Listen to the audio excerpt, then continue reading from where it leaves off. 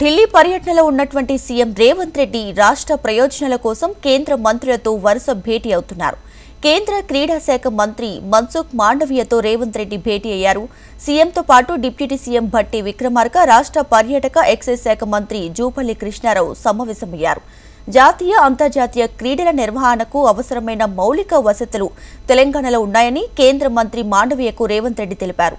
హైదరాబాద్లోని స్టేడియాలు, స్పోర్ట్స్ కాంప్లెక్స్లో అంతర్జాతీయ ప్రమాణాలతో కూడిన ఈత కొలనులు, మల్టీపర్పస్ ఇండోర్ స్టేడియంలు, synthetic athletics tracks, football ground, skating tracks, water sports, ఇతర క్రీడలకు వసతులు ఉన్నాయని కేంద్ర మంత్రికి వివరించారు.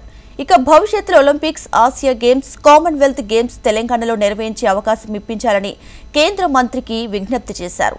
2025 జనవరిలో నిర్వహించే ఖేలో ఇండియా యూత్ గేమ్స్ కు హైదరాబాద్కు అవకాశం ఇవ్వాలని కేంద్ర మంత్రి మాండవీయకు రేవంత్ రెడ్డి విజ్ఞప్తి చేశారు.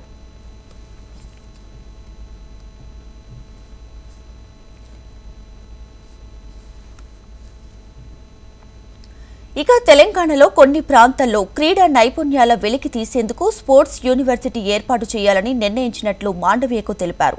త్వరలోనే నిర్మించబోయే స్పోర్ట్స్ యూనివర్సిటీకి అవసరమైన ఆర్థిక సహాయం అందజేయాలని కేంద్ర మంత్రికి ముఖ్యమంత్రి రేవంత్ రెడ్డి విజ్ఞప్తి చేశారు. వీటితో పాటు రాష్ట్రంలో క్రీడా వసతుల అభివృద్ధికి ఖేలో ఇండియా పథకం కింద విడుదల చేసే నిధుల మొత్తాన్ని పెంచాలని కోరారు.